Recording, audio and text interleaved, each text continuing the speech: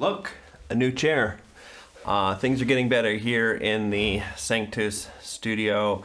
I put together a chair which I bought. It's about the best that I can do, just follow the instructions and screw in the screws. So sometimes it's important to revisit our job description, and that's what creation covenant means for Dallas Willard. It's like the creation agreement, the idea that God, when he created human beings, put them here with a particular role. And that's what you can also call our job description. And it's important to revisit it because sometimes life doesn't quite go the way that we expected it to. And it's important to remember, well, what's it about anyway?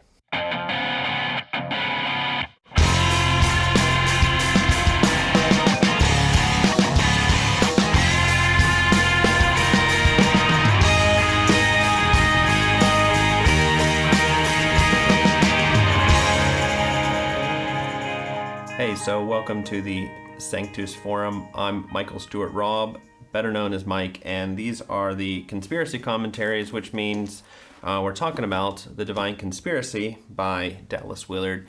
And just as a way of apology to those of you who are listening to the podcast, for those of you who don't know, there is a podcast. I constantly forget that you can't see things that I'm doing here, but I'm gonna try to do the best that I can.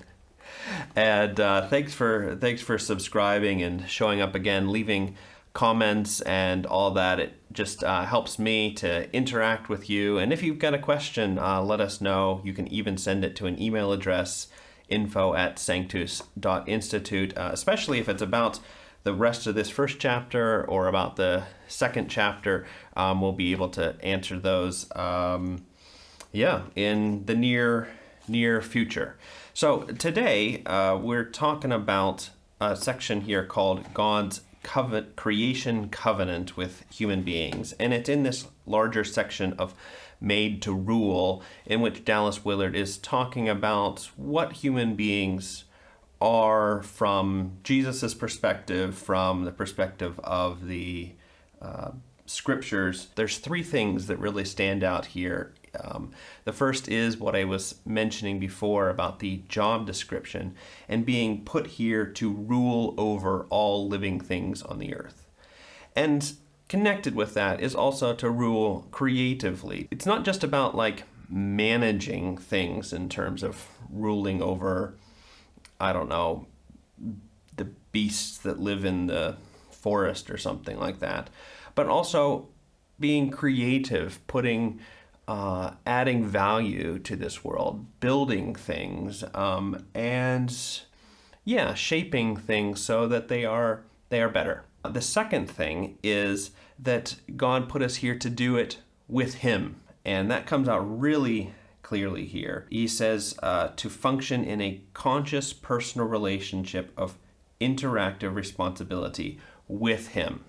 So it's not like God is this sort of, manager who puts us in charge and then kind of walks off. The whole idea behind the creation covenant is that we're going to do this stuff with Him. God's idea is for us to work with an incredible amount of power, and that's a power that comes through Him. Dallas mentions a few other powers: mechanical, electric, atomic power.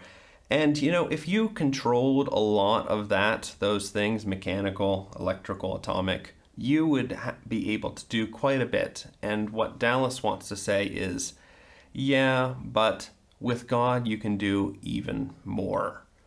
And that's a very important message that we don't share with enough people. This idea that maybe your life, your work, isn't going very well because you aren't connected to the greatest power source that the world has to offer, and the one that you were really built to work with. The third thing is really subtle, but notice here that Dallas says that God assigned us to collectively, I read that wrong. God assigned to us collectively the rule over all things.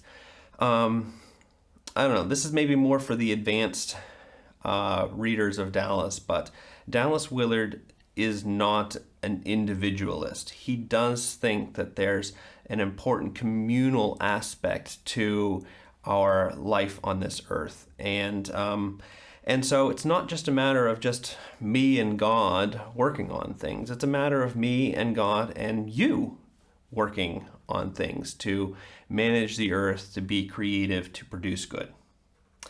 So that's maybe the initial sort of setting the stage, the scene for the world, for what life was meant to be. And then Dallas is going to enter into what theologians have called the fall. It's not the best named part of Christian theology, but it just means how we've moved away from that initial job description and role that God put us here. And it's interesting how Dallas does this. He's going to call the core of the problem mistrust and distance from God. So you can kind of see how that hits that second thing that I was mentioning there before, the need for us to work together with God, to be tapped into His power and His wisdom and guidance in order to do our work. And what Dallas says is that's the first thing that gets pulled out, that we become people who just really aren't sure God's got our best interests in mind, or even the world's best interests in mind. We just start to doubt and lose confidence in Him. And then another step in that process, Dallas is going to point out here, is that we start to dominate others. We start to, instead of collectively work with others, we start to use them to accomplish purposes, to really put ourselves forward. Because in a sense, we're trying to do this now without God. Not in a sense, for real. We're trying to do this without God. And so we need kind of additional help. And so the idea is, well, if we can get these other people to do what we want, then we'll be secure and we'll move forward. And so it becomes not just other people, but now the non-personal items, nature, and all these things kind of start to become used to mainly make us, keep us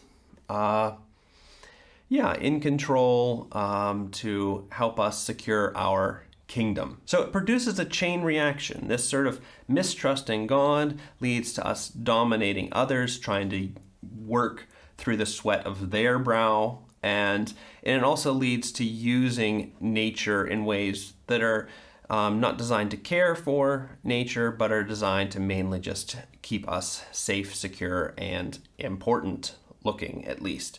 Now, if you pull back from this and this whole section here, I want to point out a few things that are maybe a little bit different from other accounts of how God set human beings in here. One thing that's really important to notice is that work is good.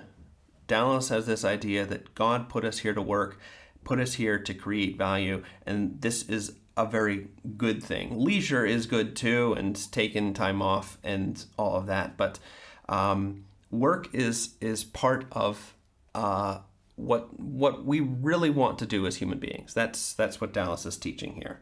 Second, things are good. This is not sort of this Platonic dualism where we're skeptical about whether matter and bodies are good at all. No, these are good things as well. Thirdly, togetherness is good. It's not just a matter of me making away with God on my own, but working together with other people, being in community. All these things are good. Well, thanks for showing up here, and don't forget to hit those like buttons on the way out, and if you're listening, to write a review for us on iTunes, Apple Music, Apple Podcasts, or wherever you can do that sort of thing. So we'll see you next time, and thanks for watching. Bye.